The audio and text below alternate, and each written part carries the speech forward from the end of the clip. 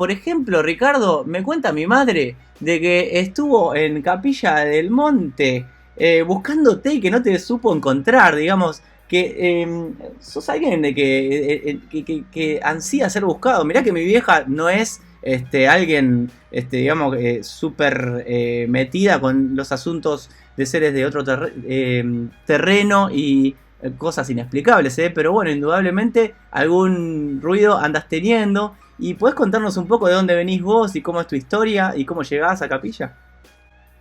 Realmente qué placer escucharles y compartir esta reunión de amigos. Bueno, ustedes saben que yo soy peruano, nací en Lima. He dicho siempre que me siento orgulloso de haber nacido y crecido en un país fecundo de misterios como lo es Perú. También toda América Latina, con tanta magia que tenemos nuestras culturas prehispánicas, que ya hablaba, a mi entender, de fenómenos realmente extraordinarios, compatibles con el enigma de los ovnis. Yo fui testigo de la observación de un objeto anómalo cuando era un adolescente. Como lo he dicho en otras ocasiones, Joaquín, no era la primera vez que yo veía una de estas cosas extrañas en los cielos, estas luces en comportamiento errático, pero en la adolescencia, a los 14 años, en el verano de 1988, ya lo que vi era una barbaridad, porque se trataba de una esfera muy brillante. Para que tengas una idea, la luz era tan fuerte como si estuvieses viendo a carne viva el sol, ¿vale? Y no emitía ruido, en silencio. Se iba desplazando por la ciudad y se acercaba al Océano Pacífico. Como ustedes saben, Lima, la capital del Perú, está en la costa. Sí. Y a los pocos días, en programas de radio y en televisión, ya se empezaba a hablar pues de una oleada de observaciones de ovnis, y allí aprendí que el término ovni no era un término místico, esotérico, metafísico, sino militar, creado por la Fuerza Aérea de los Claro. Estados Unidos para investigar este asunto. Bueno, fue el caldo del cultivo para empezar a investigar poco a poco todo esto. Yo venía de otro palo, como creo que dicen ustedes en Argentina. Sí. Siempre me interesó la música, por eso estoy fascinado de estar con ustedes aquí. Mi sueño siempre era componer canciones, dedicarme a la música. Estudié la carrera de mercadotecnia, paralelamente a mis clases de música con una pianista en Lima, y luego empecé a trabajar como visitador médico, representante para un laboratorio internacional. Y a caballo entre todo esto, investigaba el tema.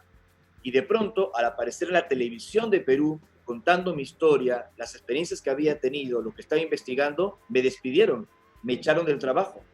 Así es que estoy dedicado al tiempo completo a escribir, a investigar, a ¿Te difundir. despidieron por investigar estas cosas?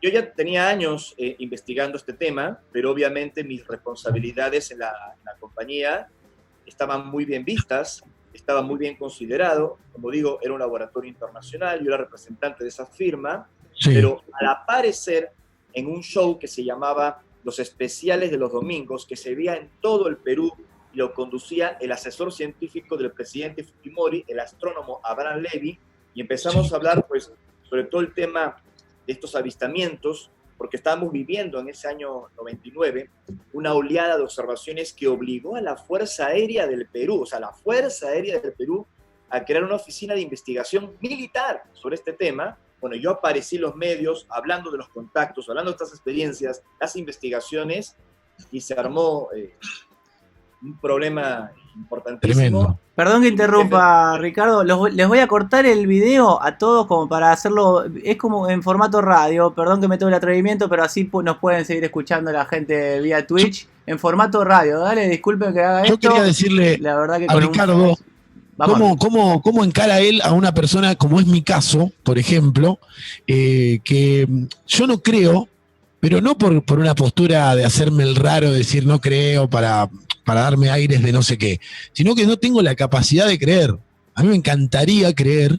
¿Y cómo me entrarías para que yo de alguna manera vaya aflojando un poco mis prejuicios, quizá ante lo que no hay evidencia, o por lo menos para mí, nunca he visto una evidencia que me haga cambiar de parecer? ¿Cómo me recomendarías que me acerque a esta cuestión, Ricardo? El planteamiento, Julio, es correcto, porque en este tema no hay que creer.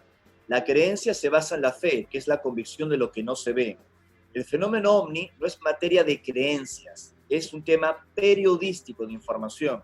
Por eso la pregunta periodística no sería, ¿usted cree en los ovnis o cree en la posibilidad que un porcentaje inexplicable de estas observaciones esté vinculada con una forma de conciencia ajena a la humana? La pregunta sería, ¿usted está informado sobre los ovnis? No si cree. Y hay diferentes informaciones, evidencias, fotografías, filmaciones, estudios militares de todo tipo, que no descartan para nada que detrás de estas observaciones pueda existir alguna inteligencia, como ya dije, no humana. Solo por citar uno de tantos casos, si volvemos a esa década de los años 90 tan fabulosa, que fue protagonista de muchas observaciones OVNI, el informe Cometa de la Haipan en Francia concluía, dentro de todos los estudios de observaciones OVNIs en Francia y en Europa, que no descartaba que esa tecnología sea no humana y pueda corresponder a una inteligencia extraterrestre. Recientemente, Luis Elizondo, agente de inteligencia del Pentágono, que dirigía un programa de investigación de los no identificados, ustedes habrán visto los vídeos, las filmaciones que recientemente han circulado, él también dijo que no descarta que detrás de estos aparatos tan extraños podría haber una tecnología ajena a nuestra humanidad, una tecnología extraterrestre. Entonces, cuando tienes a científicos, a militares, a testigos de alta credibilidad, hablando de todo esto, como mínimo merece el beneficio de la duda. Sí, sin lugar a duda. ¿Y qué pasa con todo lo que es la información, avistamientos y todo esto? Esto empieza, porque yo veo que a veces empieza como más en la última época, desde 1940 por ahí hasta hacia arriba, nunca hacia abajo, digamos. Si bien ahora me gustaría que Guido haga preguntas sobre la parte piramidal y tal, pero ¿qué pasa con la historia cronológica de avistamientos? Es correcto lo que dices, Joaquín, porque la era moderna de los ovnis se suele situar justamente en esa década de los años 40, una década muy particular porque vivimos la lamentable Segunda Guerra Mundial, separamos el átomo y justamente a raíz de la explosión del Trinity, ¿no?, del proyecto Trinity allí en Nuevo México, es que los avistamientos desde ese año 45 se incrementaron.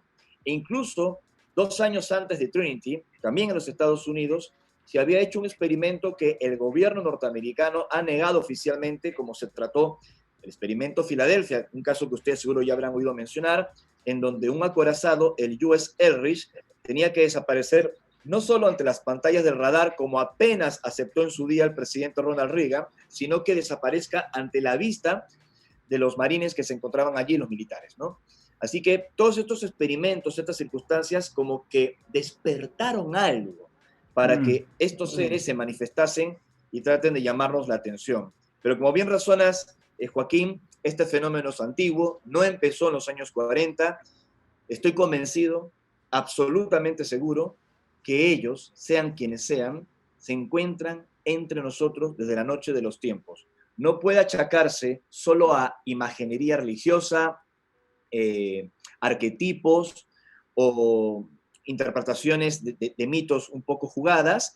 Todo lo que se relata en los pueblos originarios, en las culturas ancestrales del planeta entero, que hablan de estos dioses de las estrellas, de carros de fuego, de perlas que descienden a la tierra, entidades de aspecto humano que transmiten conocimientos, información a nuestros ancestros, no que esos seres hayan construido pues las líneas de Nazca en mi país, o Machu Picchu en el Cusco, o las pirámides de Egipto en África, sino que habrían transmitido, tal vez algunos de ellos, si estuvieron entre nosotros, algún tipo de conocimiento que nuestros antepasados conocieron. Así que este es un fenómeno para mí, Joaquín, bastante antiguo. Y Guido, ¿cómo es tu relación con el tema OVNI? ¿Cuándo te empezó a interesar? Me dijo Joaquín que tenías mucha data también. Bueno, a mí la verdad es que desde siempre que me interesa mucho el tema, siempre sentí que había un ocultamiento absoluto con respecto a esto. Me di cuenta como muy pasado el tiempo que en realidad, además de cuestiones militares, hay una cuestión espiritual que me parece que está siendo de alguna manera tapada, porque este tipo de información abriría las mentes de muchísima gente y por supuesto que siento que los que están en los poderes no necesitan que nosotros pensemos, ni tampoco necesitan que nosotros tengamos información. Entonces, desde el comienzo de los tiempos, todo este tipo de cosas se fue ridiculizando. De hecho, cuando querés buscar algo en internet, encontrás 10 cosas falsas y media de verdad. Y siento que también ha sido incrustado ahí como para que no encuentres nunca nada. Y el tema de ¿Y con qué fin crees que... Me pongo el abogado del diablo, vieron que siempre hay alguien que se pone del otro lado como para que se enriquezca la nota? ¿Y con qué fin creen ustedes que se tapa esto? ¿Por qué? Porque me imagino que la gente que está en el poder, por ejemplo, la gente que está en las altas esferas de poder, también son vulnerables ante esta información igual que nosotros. Quiero decir, Sí. nosotros les debe de impresionar igual que a mí. Yo, la verdad, si creyera que puede llegar seres de otro planeta en una nave, me da un poco de miedo también. ¿A usted no le da miedo eso? Julio lo dice en todas las historias antiguas hablan de lo mismo. Yo soy judío y he estudiado la historia judía desde siempre, y ahí he encontrado un montón de cosas que son exactamente alienígenas para mí. Digamos, a ver, en la historia de los Nefilim, digamos, en la Biblia judía dice sí, actualmente que bajaron los hijos de los dioses y se aparearon con las hijas de los humanos. O sea, no hay cosa más clara. entiendo. Me da un poco de miedo, pero no le da miedo eso está escrito, a Ricardo. No, a ver, yo siento también que si nos hubieran querido aniquilar a todos, ya lo hubieran hecho. No creo que tengan trabas para eso. O sea, claramente son mucho más avanzados que nosotros, y no solo eso, sino como que también siento que hoy están saliendo a hablar personas que en su momento fueron calladas o por X o por Y motivo, porque como cuenta Ricardo, se los persiguió a estos tipos que en algún momento quisieron decir algo, pero hay tipos que ya tienen 90, 80 años, que más 90, digamos, que son militares retirados, que están agarrando y contando todo, porque en algún momento siento que uno no puede cargar con todo eso. Hay un ejemplo muy claro que es el de Paul Collier, que no sé si lo ubican, que es un tipo que estuvo en el Ministerio de Defensa de Canadá durante 3 gobiernos, y en un simposio hace no mucho tiempo contó un montón de cosas, como que hay extraterrestres trabajando en la Casa Blanca con el gobierno norteamericano. Wow.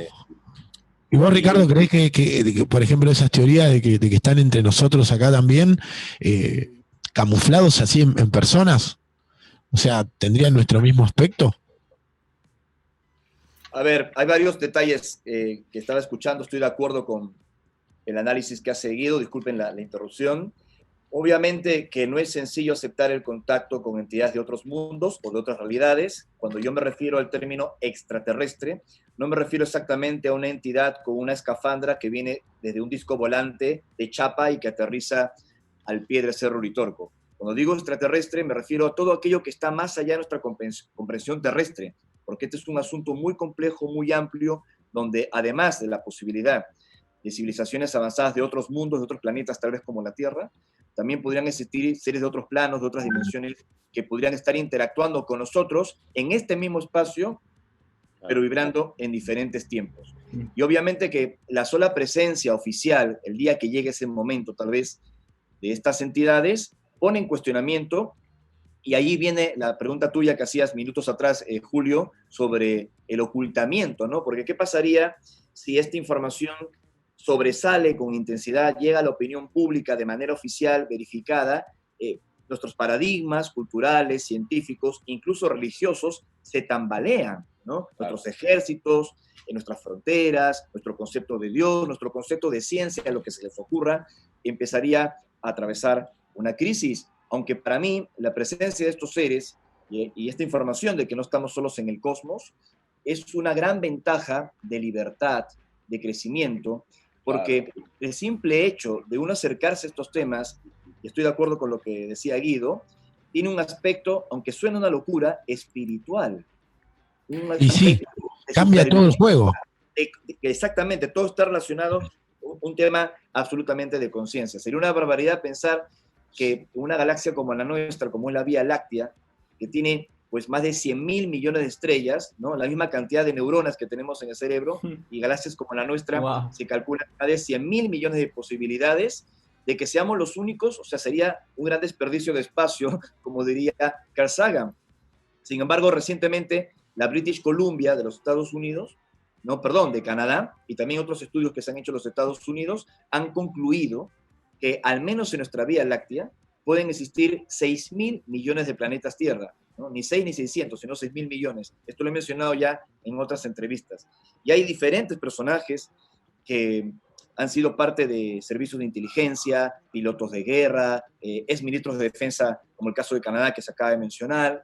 Yo los conozco muy de cerca a todos estos casos, que han denunciado que hay información verificable del contacto con extraterrestres, solo que sus gobiernos lo ocultan. Por eso, respondiendo ampliamente tu pregunta, Julio, hay intereses creados. Tener una información que los demás no poseen, no solo en este tema de los extraterrestres, sino en política, medicina, lo que se les ocurra, es poder, control y manipulación.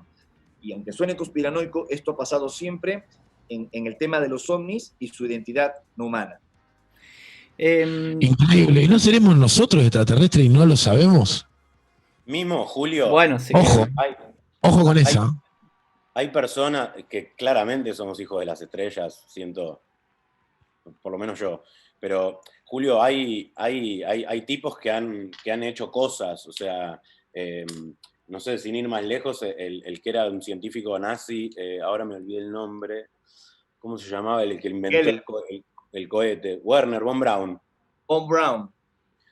Von Braun es un tipo que permitió más tarde a la NASA pues llegar a la Luna, claro. Claro, y hacer bastantes experimentos que luego han desembocado en gran medida en lo que ahora está haciendo Elon Musk con SpaceX, aunque ahora están utilizando una tecnología diferente, pero como bien dices, Von Braun era un convencido de la vida extraterrestre, era amigo de varios astronautas y obviamente en la primera etapa espacial de la NASA era un convencido de todo ello, como también lo eran los alemanes nazis del Tercer Reich, que estaban intentando tener comunicación con entidades de otros planos, aunque esto también suene a una locura, ¿no? Pero perdón, Guido, continúa que te interrumpí. No, bueno, básicamente lo que pasó con este tipo, a ver, hay varias teorías, ¿no? Pero después de la operación Paperclip que hace Estados Unidos, cuando termina la Segunda Guerra Mundial, que se llevan a todos los científicos nazis a trabajar para ellos, este tipo termina en la NASA y después, de alguna manera, termina renunciando, nadie sabe bien por qué, después de que llegaron a la Luna. Y ahí también hay como una cosa rara, porque el tipo termina diciendo que él se fue porque no mostraron lo que encontraron. Okay. A mí me da escalofrío. Yo le digo la verdad, a mí me pasa eso de no poder... ¿Te da miedo? No poder, sí, en realidad sí, miedo, y también me excita el hecho de pensar que haya otra cosa más que lo que conocemos, sería increíble. Yo pienso que también me hacía acordar a Orson Welles, ¿se acuerdan cuando hizo esa broma que hizo por radio? Y la gente se puso mal, se puso loca la gente. Mucha gente creo que se suicidó, no quiero exagerar, pero digo, hay que ver también cómo reaccionaría la gente. A mí en este caso yo creo que me asustaría, pero a la vez me encantaría que pase. Ricardo, es casi como la película Matrix, si ustedes se acuerdan.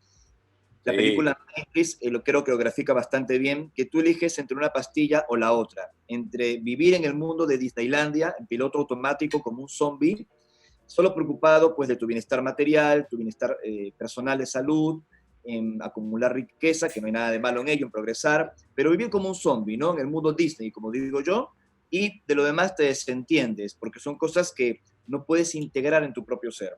Y luego está la otra pastilla que te dice que sí, puedes vivir la materialidad, vivir la humanidad, el dolor, el amor, el progreso, pero al mismo tiempo estás despierto y sabes de que no solo eres un ser de carne y hueso, que no eres la única entidad inteligente que se encuentra en este sector del universo y que hay otras cosas que escapan a tu inmodesto intelecto. Hay otras cosas que escapan a tu soberbia intelectual, que son maravillosas, que son increíbles y que nos demuestran que los seres humanos no estamos aquí en realidad para vivir una experiencia espiritual, sino que somos espíritus que estamos viviendo una experiencia humana.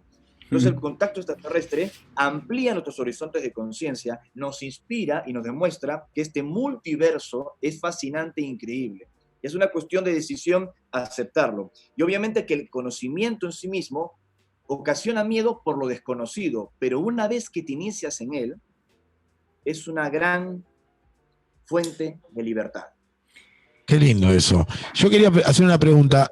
De las cosas que pueda haber filmadas o que uno pueda ir y ver, ¿cuál creen que es la más impresionante? Tanto Guido como Ricardo digan, no, esta acá es, porque vieron que, por ejemplo, hay avistajes que se ven muy chiquitas las luces o cuestiones así que tranquilamente podrían ser ilusiones ópticas o cosas así, pero ¿ustedes creen que hay algún material que tengamos acceso ahora? Obviamente que nos dejen ver, en el cual podríamos ir a buscar, en YouTube, por ejemplo. Hay mucho material, descartando pues fraudes, sobre todo ediciones digitales en estos tiempos modernos, recientes, que estamos atravesando, donde cualquier payaso sube lo que se le ocurra a las redes sociales.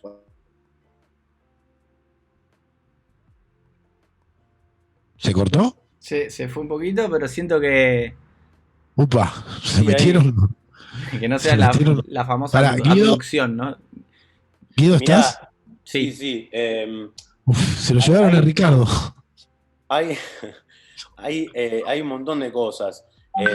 Lo más increíble, lo más certero, digamos, ahora es que hay muchas filmaciones de muchos puntos de vista distintos de una misma cosa, porque obviamente hoy tiene un teléfono todo el mundo en la mano. Claro. Entonces, es más fácil de constatar. De un mismo evento, por ejemplo. Claro. Y hubieron unas luces en Phoenix hace no mucho, que fueron como muy famosas.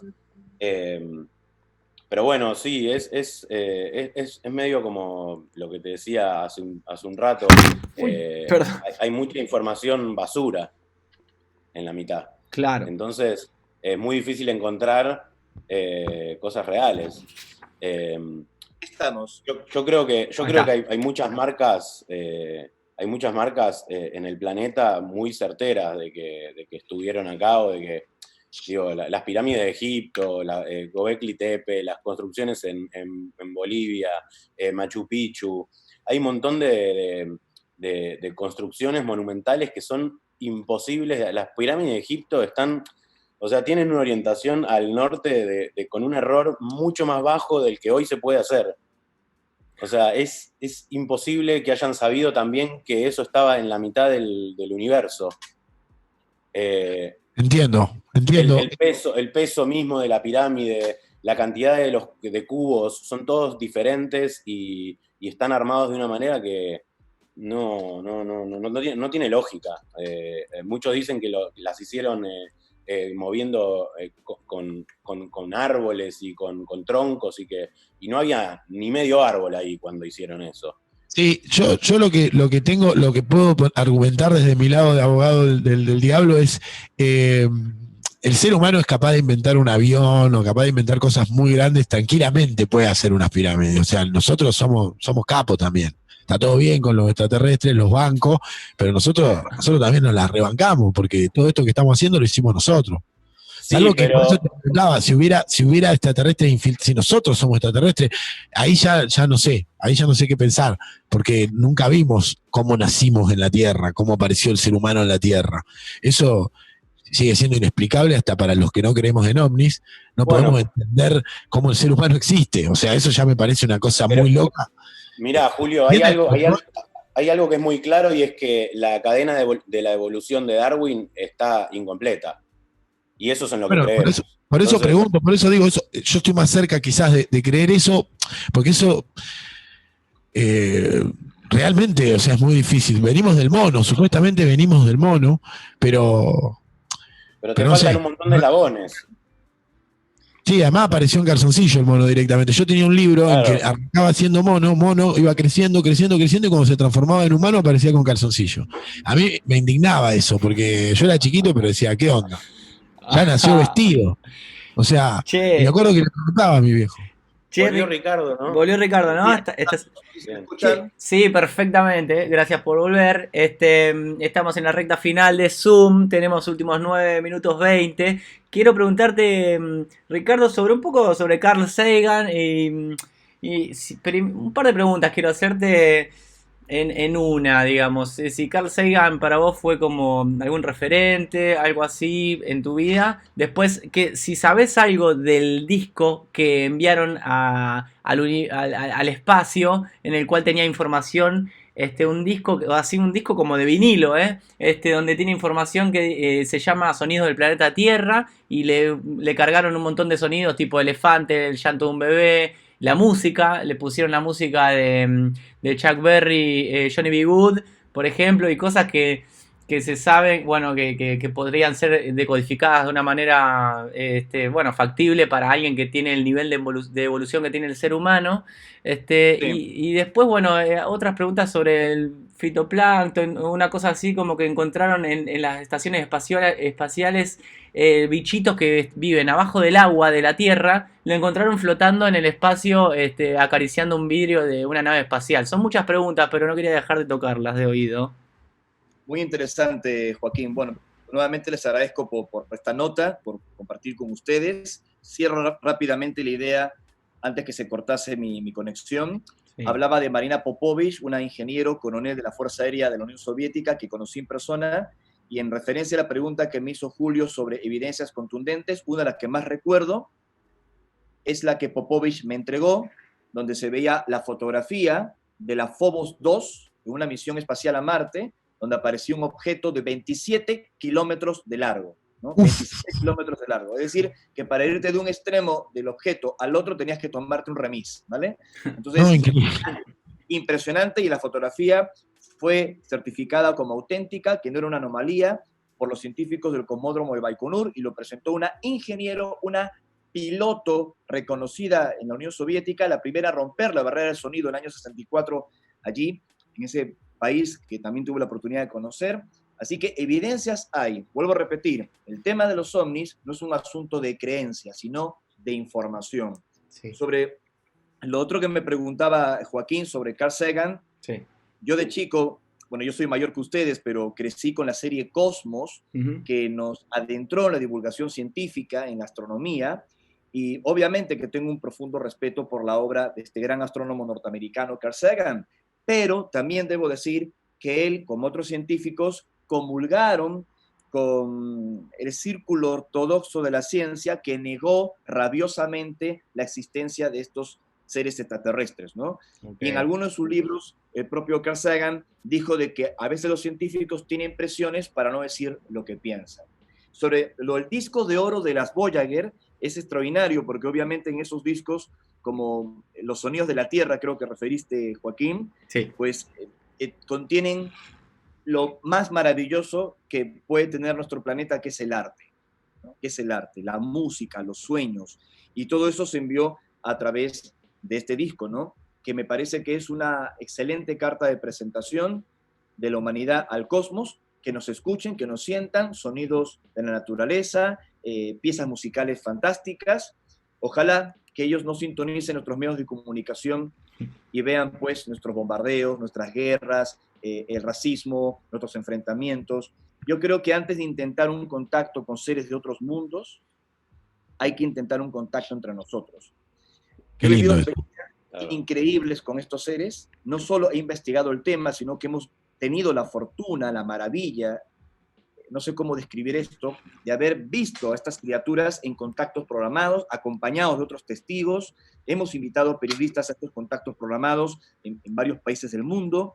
Estoy convencido que al menos los seres que están en contacto pues, con la humanidad no tienen malas intenciones, porque si las tuviesen, hace tiempo nos hubiesen hecho polvo. Tengo la sensación, Joaquín, chicos, sí, que ellos están esperando que nuestra humanidad salga de su letanía, que pueda romper esta crisis que estamos viviendo y la transforme en una oportunidad en donde todo lo que ocurra en esta línea de tiempo, en este plano, puede repercutir también en la línea de tiempo de estos seres, ¿no? Un poco como decía la Biblia, todo lo que atas o desatas en la tierra será atado y desatado en los cielos, que son otros planos, otras realidades. Así que esa es mi visión sobre el contacto y sobre los mensajes que se desprenden de ellos. Qué lindo, Ricardo. Te quería hacer una pregunta y también a Guido. Si quisiéramos después de esta hermosa nota, que la verdad podríamos seguirla una hora más, seguir sabiendo, en el cine, por ejemplo, ¿hay alguna película que se alinee a las ideas que tienen ustedes?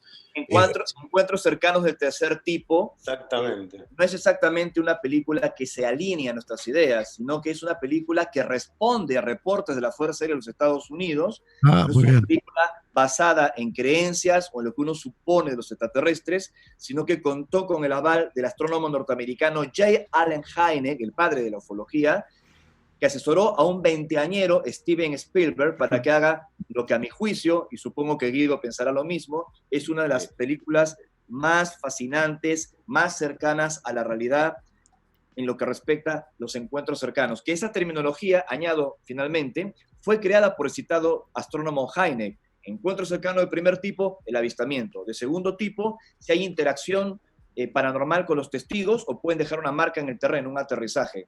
Y el encuentro cercano del tercer tipo, cuando el testigo observa una criatura asociada al avistamiento, ¿no?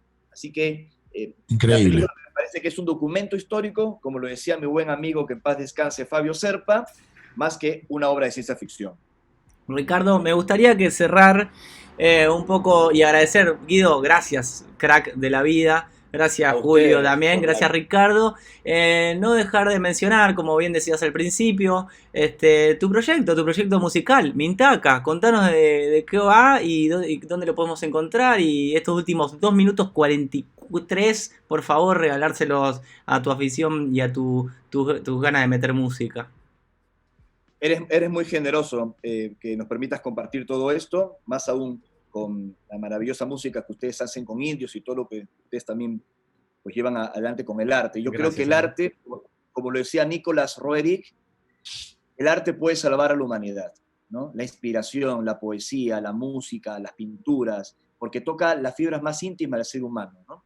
Y yo compuse canciones cuando era un adolescente, en los años 80, que las grabamos con mi esposa Sol, que es cantante argentina, y creamos el proyecto Mintaka, que es el nombre de una de las estrellas del cinturón de Orión, ¿no? Toda nuestra música está en Spotify, en Apple Music, en iTunes, ahí pueden encontrar. Y también si quieren seguir mi trabajo de investigación, en Instagram o en Facebook me encuentran como Ricardo González Corpancho o en mi página web legadocosmico.com. Perfecto, vamos a estar recordando ahora seguramente en lo que queda del programa para que la gente pueda meterse. Yo ya estuve ahí chusmeando tu Instagram, muy interesante. Unos lugares hermosos, además te da la oportunidad de conocer esta vocación que tenés, Ricardo. Así es, amigo. Tratamos de investigar en el campo y no a través del escritorio lo que está pasando por todo el mundo. Tal vez en una próxima oportunidad les puedo narrar las expediciones que hemos hecho y las cosas que hemos vivido. ¿Cómo estoy para poner la próxima, no? Sí, hagamos la próxima cuando quieran. Estoy, Encantado. Qué lindo, gracias Guido por la data también, qué grande Guido, ¿cómo te metiste tanto? Qué increíble, no, bueno, es para hablar horas, chiques, la verdad se agradece. Se nos corta esto. Es un último minutito que tenemos, si quieren decir alguna otra cosa, es ahora. No, yo les quiero agradecer por mi parte, Guido, gracias por tomarte el tiempo de participar, gracias Ricardo, espero que la próxima vez hayamos solucionado estos problemitas técnicos, pero igual lo importante que es el mensaje llegó a la gente que del otro lado está muy copada. Así que gracias. Así es. Bueno, nos vamos a ir con una canción de Mintaka, agradeciendo una vez más, si es posible, eternamente, a Guido Adler, Ricardo González Corpancho, a Julio Franchi y a toda la gente que nos ha seguido en Twitch. Vamos a escuchar de Mintaka Minius, algo que está en Spotify, como bien decía Ricardo. Así que, mira, ya te meten una increíble. Bueno, seguimos. Gracias, con chicos. Flanguereados hasta las 15. Sí.